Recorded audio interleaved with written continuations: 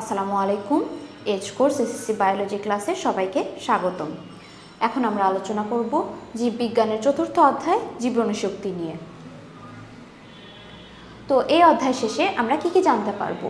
কোষে প্রধান শক্তির উৎস হিসেবে এটিপির ভূমিকা, সালোকসংশ্লেষণ প্রক্রিয়ায় শর্করার প্রস্তুতি, ক্লোরোফিল এবং আলোর ভূমিকা, প্রভাবকের ভূমিকা এবং এর সালোকসংশ্লেষণের উপরে যে জীবের যে একটা নির্ভরশীলতা আছে সেটাও জানতে পারবো। এছাড়া শোষণ, যার দুটো ধরন আছে, সবাত এবং অবাত শোষণ, সেগুলো সম্পর্কে এবং সেগুলোর গুরুত্ব সম্পর্কে, এবং সালোকসংশ্লেষণ এবং শোষণের মধ্যে কি পার্থক্য সেগুলোও জানতে পারবো। এছাড়া এই প্রক্রিয়ায় ক্লোরোফিল, আলোর যে অপরিহার্যতা সেটা জানতে পারবো, এবং শোষণ প্রক্রিয়া কিভাবে তাপ নির্গমন হয় সেই পরীক্ষা, খাদ্য প্রস্তুতে উদ্ভিদের অবদান এবং সংবেদনশীলতা ইত্যাদি সম্পর্কে আমরা জানতে পারবো।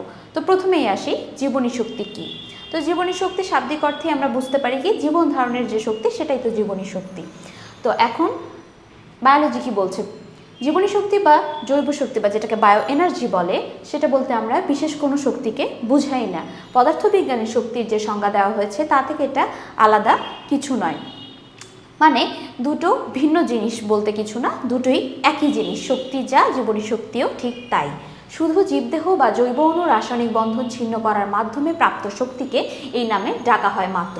তো জীব প্রতিনিয়ত পরিবেশ থেকে যে শক্তি সংগ্রহ করে, সংগৃহীত শক্তিকে এক রূপ থেকে অন্য রূপে পরিবর্তিত করে, কখনো বা সঞ্চয় করে এবং শেষে সেই শক্তি আবার পরিবেশে ফিরিয়ে দেয়। তো আমরা শক্তির সংজ্ঞা তো এটাই জানি যে কেবলই এক রূপ থেকে আরেক রূপে পরিবর্তিত হতে পারে বা সঞ্চিত হয়ে থাকতে পারে, কিন্তু এটার কোনো ধ্বংসও নেই বা সৃষ্টিও নেই। ঠিক জৈব শক্তি বা বায়ো এনার্জি যেটা একই জিনিস। তো এই বায়ো এনার্জি বা জৈব শক্তি যেটা, এটা কার মাধ্যমে তৈরি হয়? এটিপির মাধ্যমে। তো এই এটিপিটা কি? তো এখানে আমরা দেখতে পাচ্ছি যে কিভাবে এটিপি আসে, যে খাবার থেকে যে পাওয়া শক্তি সেটাই এই অ্যাডেনোসিন যে ট্রাইফসফেট, এটার একটা চেইন দেখানো হয়েছে, যেটাই হচ্ছে এটিপি। এটিপির ফুল ফর্ম হচ্ছে অ্যাডেনোসাইন ট্রাইফসফেট। তো এখানে অ্যাডেনোসাইন ট্রাইফসফেটের ছবি দেখানো হয়েছে, যেটা তৈরির মাধ্যমে শক্তি কিছু নির্গমন হয়, এবং সেটা ভাঙার কারণে এই শক্তিটা যে নির্গমন হলো, সেই শক্তি ভাঙার কারণে এটা অ্যাডেনোসাইন ট্রাইফসফেট থেকে অ্যাডেনোসাইন ডাইফসফেটে কনভার্ট হয়ে যায়। আবার সেই অ্যাডেনোসাইন ডাইফসফেট হচ্ছে খাবারের মাধ্যমে, খাবার থেকে যে আমরা শক্তি পাই সেটার সাথে যুক্ত হয়ে আবার এটিপি ফর্ম করে। এভাবে একটা সার্কেলের মাধ্যমে এটিপি তৈরি হতে থাকে। তো কি বলছে? ডিএনএ এবং আরএনএ এর গাঠনিক উপাদানগুলোর একটি হলো অ্যাডেনিন। এটি একটি নাইট্রোজেন বেস। এর সাথে 5 কার্বন বিশিষ্ট রাইবোজ সুগার অণু যুক্ত হয়ে তৈরি হয় অ্যাডেনোসিন। তো ডিএনএ আরএনএ এর গাঠনিক উপাদানটার মধ্যে একটা উপাদান অ্যাডেনিন, এবং যখনই এটার সাথে 5 কার্বন যুক্ত রাইবোজ সুগার যুক্ত হবে তখনই আমরা সেটাকে কেবল অ্যাডেনোসিন বলতে পারবো। তো অ্যাডেনোসিন অণুর সাথে পর্যায়ক্রমে 1টি, 2টি এবং 3টি ফসফেট বা ফসফরিক অ্যাসিড গ্রুপ যুক্ত হয়ে যথাক্রমে কি ফর্ম করছে? এএমপি, এডিপি এবং এটিপি।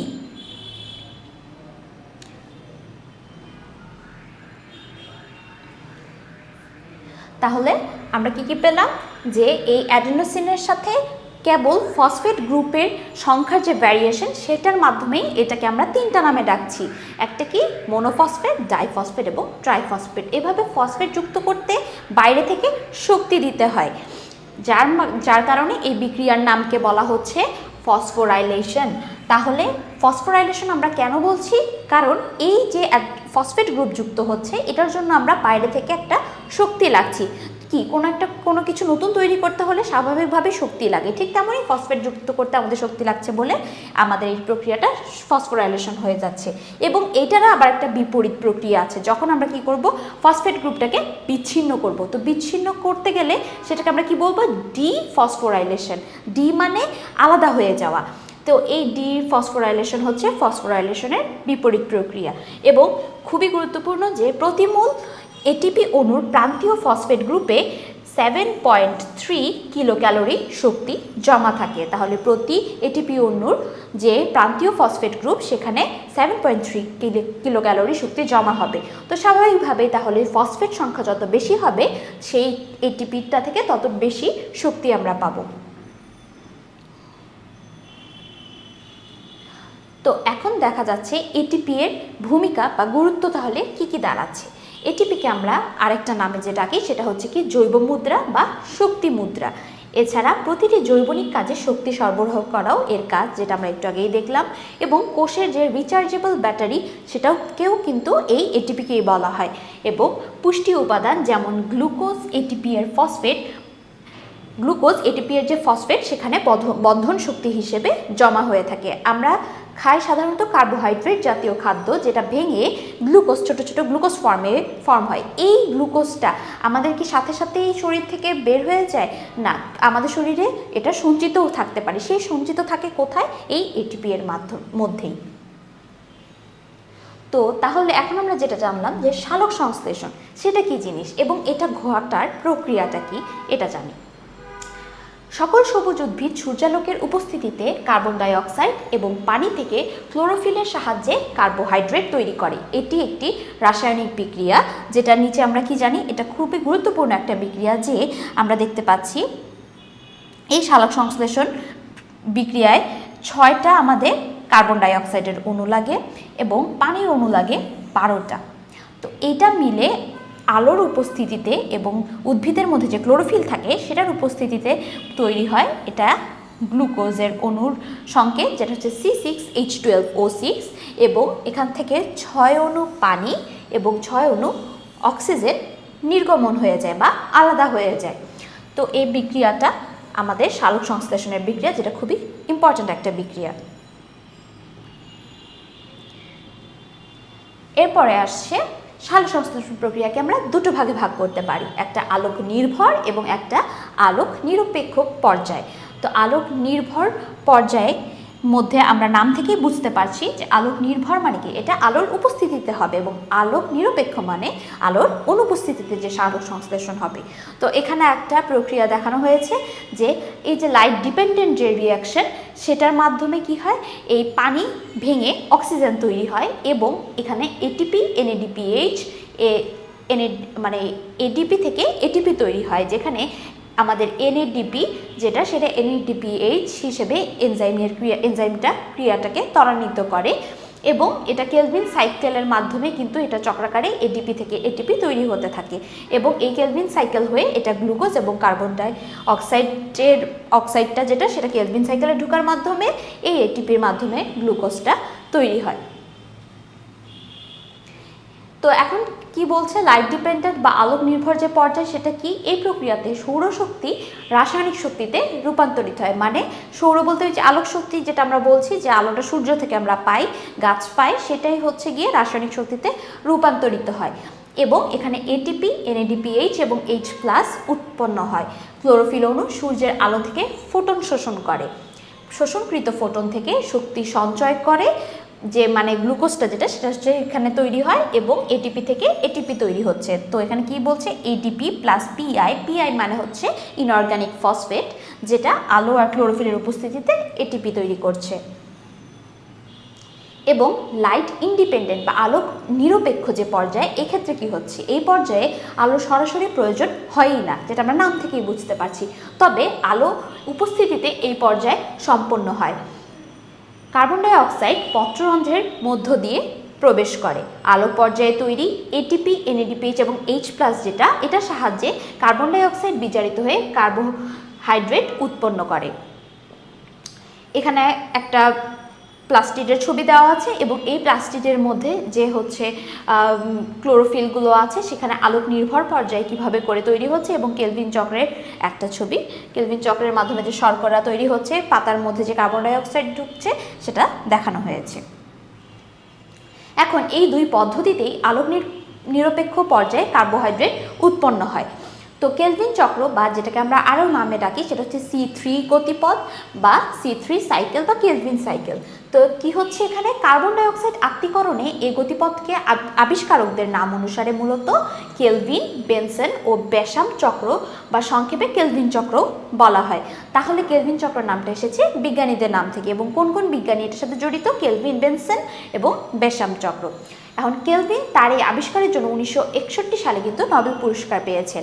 অধিকাংশ উদ্ভিদে এই প্রক্রিয়ায় শর্করা তৈরি হয় এবং প্রথম স্থায়ী পদার্থ হিসেবে 3 কার্বন বিশিষ্ট ফসফোগ্লিসারিক অ্যাসিড বলে এই উদ্ভিদকে বলা হয় C3 উদ্ভিদ। তো এই জিনিসটা খুবই গুরুত্বপূর্ণ যে C3 সাইকেলে প্রথম স্থায়ী পদার্থ হিসেবে 3 কার্বন বিশিষ্ট ফসফোগ্লিসারিক অ্যাসিড তৈরি হয়।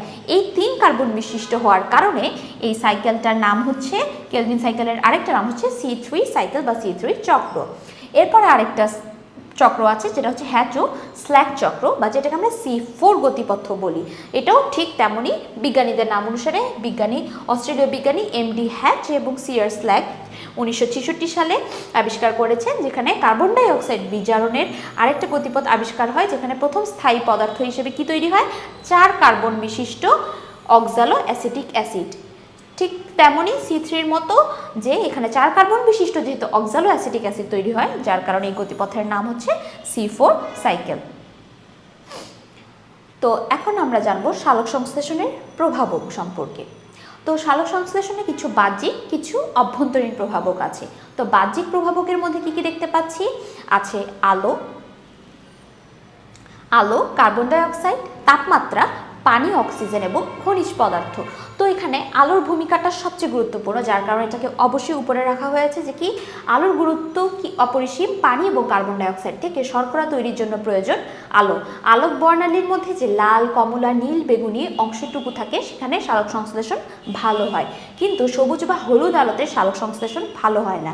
তাহলে এটা একটা গুরুত্বপূর্ণ জিনিস যে আলোর মধ্যে যে বিভিন্ন কালার আছে তার মধ্যে থেকে কমলা, নীল, বেগুনি আর লাল এই 4টা অংশে সালোক সংশ্লেষণটা বেশি ভালো হয়, কিন্তু যেটা সবুজ বা হলুদ আছে এই আলোতে কিন্তু সালোক সংশ্লেষণটা তেমন ভালো হয় না। এবং এটা 400 থেকে 480 ন্যানোমিটার এবং 680 ন্যানোমিটার তরঙ্গ দৈর্ঘ্যের আলোতেও সালোক সংশ্লেষণটা ভালো হয়। তাহলে কত তরঙ্গ দৈর্ঘ্যে ভালো হয় এবং কি কি রঙের মধ্যে ভালো হয় এটা গুরুত্বপূর্ণ জানা। এরপরে আসে কার্বন ডাই অক্সাইড। বায়ুমণ্ডলে কার্বন ডাই অক্সাইডের পরিমাণ 0.003 ভাগ, এটা একটা গুরুত্বপূর্ণ মান, কিন্তু উদ্ভিদ 1 ভাগ পর্যন্ত কার্বন ডাই অক্সাইড ব্যবহার করতে পারে। এতটুকুর মধ্যেও মাত্র 1 ভাগ কিন্তু উদ্ভিদ ব্যবহার করতে পারে। ফলে কার্বন ডাই অক্সাইডের পরিমাণ বাড়লে সালোক সংশ্লেষণও বাড়বে। তার মানে কার্বন ডাই অক্সাইডের সাথে সালোক সংশ্লেষণের প্রক্রিয়ার হারটা সমানুপাতিক। বিপরীতভাবে কার্বন ডাই অক্সাইডের পরিমাণ যদি তাহলে কমে যায় তাহলে সালোক সংশ্লেষণও কমে যাবে। তবে কার্বন ডাই অক্সাইড বেশি বেড়ে গেলেও আবার সমস্যা যে কি সালোক সংশ্লেষণের হার তখন কিন্তু কমতে থাকবে। তাই অবশ্যই সালোক সংশ্লেষণের হার সমানুপাতিক হওয়ার পরও এটা একটা নির্দিষ্ট অ্যামাউন্ট পর্যন্তই প্রকৃতিতে বা পরিবেশে থাকা ভালো।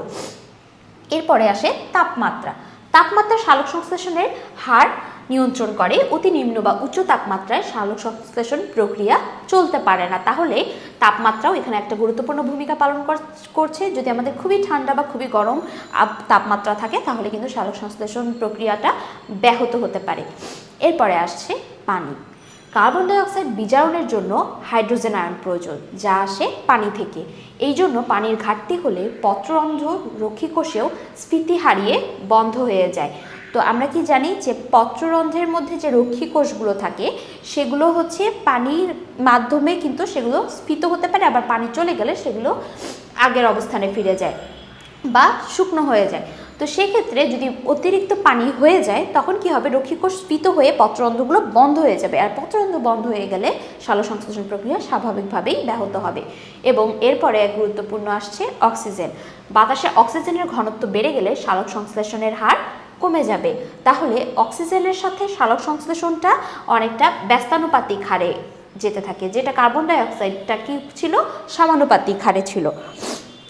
তাহলে স্বাভাবিকভাবে অক্সিজেনের ঘনত্ব যদি কমে তাহলে সালোক সংশ্লেষণের হার বেড়ে যাবে।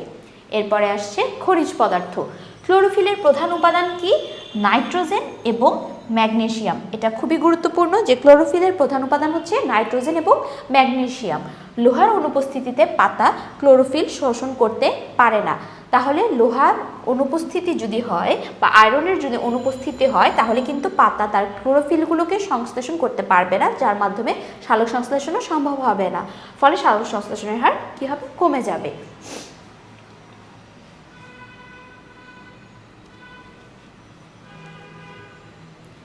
এরপরে আসছে অভ্যন্তরীণ প্রভাবক সমূহ। অভ্যন্তরীণ প্রভাবক সমূহের মধ্যে আছে গুরুত্বপূর্ণ 5টি উপাদান: ক্লোরোফিল, পাতার বয়স ও সংখ্যা, শর্করার পরিমাণ, পটাশিয়াম এবং এনজাইম। তো ক্লোরোফিলটা কি? ক্লোরোফিল যেহেতু পাতার ভিতরে থাকে তাই স্বাভাবিকভাবে এটা অভ্যন্তরীণ প্রভাবক। সালোক সংশ্লেষণ ও ক্লোরোফিল একে অপরের সাথে সরাসরি জড়িত। ক্লোরোফিলের পরিমাণ খুব বেশি বা কম হলেও সালোক সংশ্লেষণের হার কম বা বেশি হয়। ক্লোরোফিলের উৎপাদন যত কম হয় সালোক সংশ্লেষণ স্বাভাবিকভাবেই কমে যাবে, কারণ ক্লোরোফিলের মাধ্যমেই তো সালোক সংশ্লেষণটা হচ্ছে। আবার ক্লোরোফিল যদি বেশি উৎপাদিত হয় তখন এনজাইমের অভাব দেখা দিবে, কারণ যদি ক্লোরোফিল বেশি হয় কিন্তু এনজাইম তো সেই তুলনায় বেশি হচ্ছে না, এনজাইমের পরিমাণ তো তেমনই থাকছে, তাহলে এনজাইমটা যেহেতু কম হচ্ছে তখন ঠিকমতো এত ক্লোরোফিল হওয়ার পরও সালোক সংশ্লেষণ প্রক্রিয়া সঠিকভাবে চলতে পারবে না। আবার পাতার বয়স ও সংখ্যার ভিত্তিতে কি হচ্ছে, বেশি কচি বা বয়স্ক পাতাতে ক্লোরোফিল কম থাকায় সালোক সংশ্লেষণের হার কম থাকে। যেমন আমাদের ক্ষেত্রে যেমন আমাদের যেমন ছোট বয়সটা এবং বয়স খুবই বয়স্ক যে বয়স, সেই ক্ষেত্রে যেমন আমাদের মধ্যে একটা দুর্বলতা থাকে, ঠিক তেমনই পাতার ক্ষেত্রেও তাদের কচি বয়স এবং যে বয়স্ক পাতা সেগুলোতে ক্লোরোফিলের একটা অভাব থাকে, যার কারণে সালোক সংশ্লেষণের হার স্বাভাবিকভাবে কমে যায়। এরপরে মধ্যবয়স্ক পাতাতে সালোক সংশ্লেষণ তাই স্বাভাবিকভাবে ভালো হয়। পাতার সংখ্যা বেশি হলে সালোক সংশ্লেষণও বেশি হয়। এরপরে আসছে শর্করার পরিমাণ। পাতায় শর্করার পরিমাণ বেশি হলে সালোক সংশ্লেষণ কম হয়। তাহলে কি জানলাম আমরা, পাতা যদি শর্করার পরিমাণটা বেশি হয়ে যায় তাহলে সালোক সংশ্লেষণটা কম হবে, তাহলে পাতার শর্করার পরিমাণের সাথে সালোক সংশ্লেষণটা ব্যস্তানুপাতিক হারে বাড়ে। এবং পটাশিয়ামের কি প্রভাব, যে এই প্রক্রিয়ায় পটাশিয়ামটা অনুঘটক হিসেবে কাজ করে দেখে এর অভাবে সালোক সংশ্লেষণটা কমে যাবে, তাহলে পটাশিয়াম যত বাড়বে সালোক সংশ্লেষণও তত বাড়বে, এটা সালোক সংশ্লেষণের সাথে সমানুপাতিক। এবং এনজাইমও স্বাভাবিকভাবেই সালোক সংশ্লেষণ প্রক্রিয়ার জন্য খুবই প্রয়োজনীয়।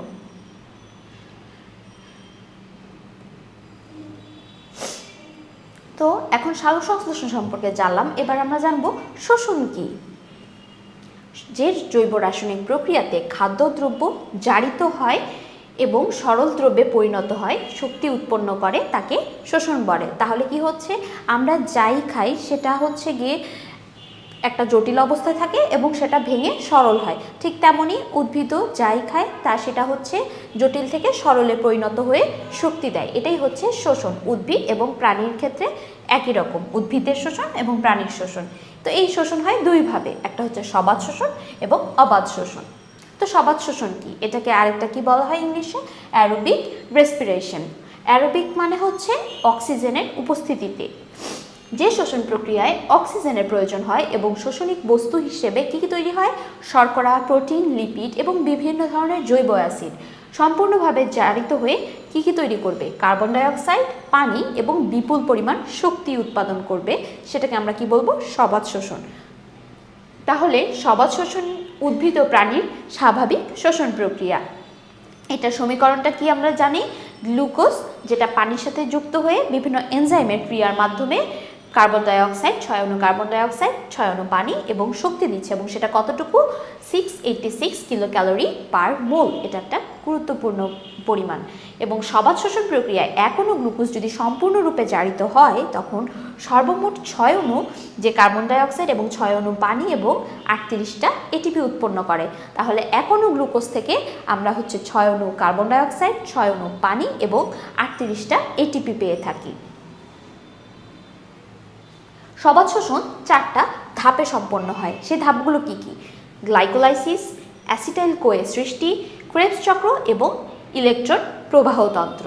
এখন এই ধাপগুলো সম্পর্কে দেখব, যে এখানে আমরা কি দেখছি, এখানে একটা সবাত শোষণ প্রক্রিয়ার ধাপ দেখানো হয়েছে, যেখানে গ্লুকোজ থেকে পাইরুভিক অ্যাসিড, যেটা গ্লাইকোলাইসিসের মাধ্যমে, গ্লাইকোলাইসিস মানে হচ্ছে গ্লুকোজের সংশ্লেষণ বা গ্লুকোজটা ভাঙবে এখানে, যেখানে আমার 2 অণু এটিপি লাগবে, এবং এইটার মাধ্যমে সে কী করবে, পাইরুভিক অ্যাসিড তৈরি করবে, যেই পাইরুভিক অ্যাসিড থেকে অ্যাসিটাইল কোয়ে তৈরি হয়, এবং এই অ্যাসিটাইল কোয়ে ক্রেবস চক্রের মাধ্যমে কার্বন ডাইঅক্সাইড নিঃসরণ করে, এবং 3 অণু NADH2, FADH2 এবং GTP এসবের মাধ্যমে কার্বন ডাইঅক্সাইড, পানি এবং 38 অণু ATP এবং কিছু তাপশক্তি উৎপন্ন হয়, যেটা আমরা একটু আগেই জেনেছি, প্রায় 686 কিলো ক্যালোরি পার মোল পরিমাণে। এবার আসে অবাত শোষণ, যেটাকে আমরা বলছি অ্যানারোবিক রেসপিরেশন।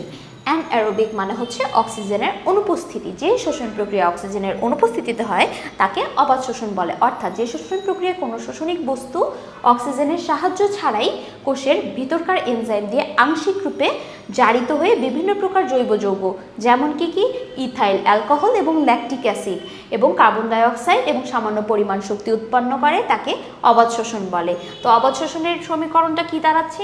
গ্লুকোজ যেটা এনজাইমের মাধ্যমে ভেঙে কি করবে, ইথাইল অ্যালকোহল যেটা হচ্ছে C2H5OH এবং 2 অণু কার্বন ডাই অক্সাইড এবং কিছু শক্তি উৎপন্ন করবে, যেটা পরিমাণ মাত্র 56 কিলো ক্যালোরি পার মোল।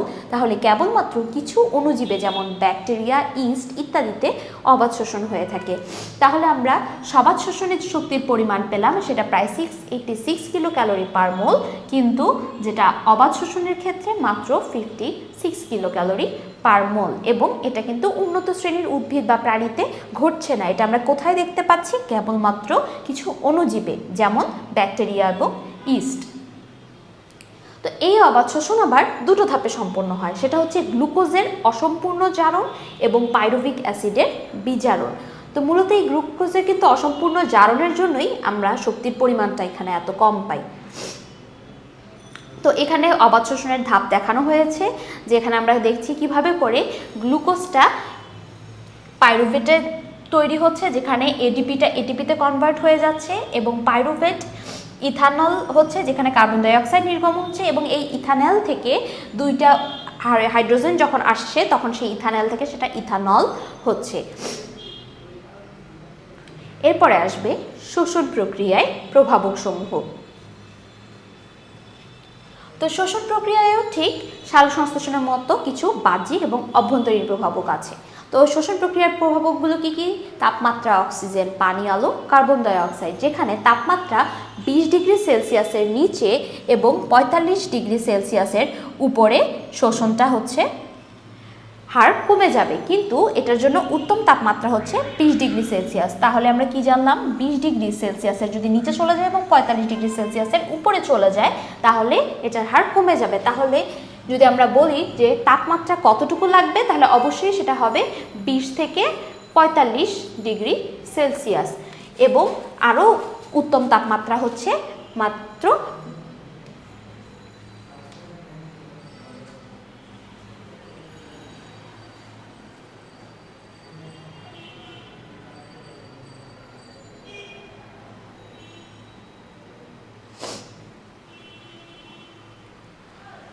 তো এখন আমরা জানবো শোষণের বাহ্যিক প্রভাবক সম্পর্কে।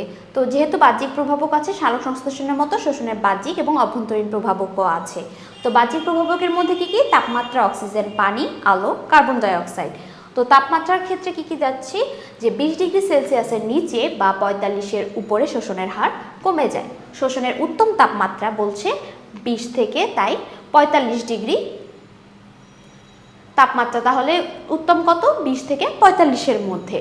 এবং অক্সিজেনের ক্ষেত্রে সবাধ শোষণে পাইরুভিক অ্যাসিড জারিত হয়ে কার্বন ডাই অক্সাইড এবং পানি উৎপন্ন হয়, ফলে অক্সিজেনের অভাবে সবাধ শোষণ কোনোভাবেই চলতে পারে না।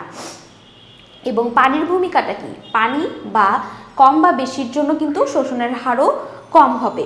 তাহলে অনেক বেশিও হওয়া যাবে না পানি এবং অনেক কমও হওয়া যাবে না। এবং আলোর কি প্রভাব? যে দিনের বেলা যে সূর্যের আলো, এ সময় পত্ররন্ধ্র খোলা থাকার কারণে শোষণে সুবিধা হয়। এবং কার্বন ডাই অক্সাইড কি? ঘনত্ব যত বেশি হবে কার্বন ডাই অক্সাইডের তত শোষণ হার কমে যাবে। এবং এখন আসবে যে শোষণের অভ্যন্তরীণ প্রভাবকগুলো তাহলে কি কি?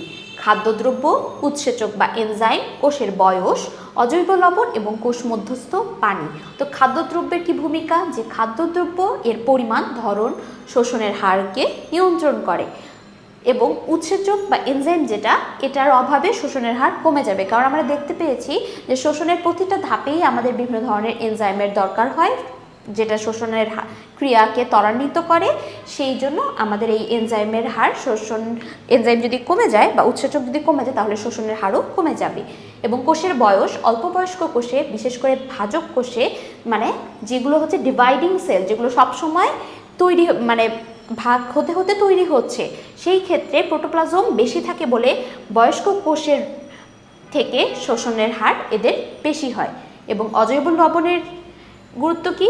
কয়েকটি লবণ বাদ শোষণ ব্যাহত করলেও স্বাভাবিক শোষণের জন্য কোষের ভিতর অজৈব লবণের পরিমাণ মতোই থাকতে হয়।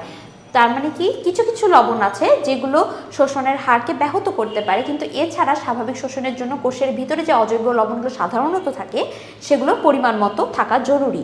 এবং কোষ মধ্যস্থ পানি যেমন বিভিন্ন শোষণিক বস্তু দ্রবীভূত করতে এবং এনজাইমের কার্যকারিতা প্রকাশের জন্য পানির গুরুত্ব আছে।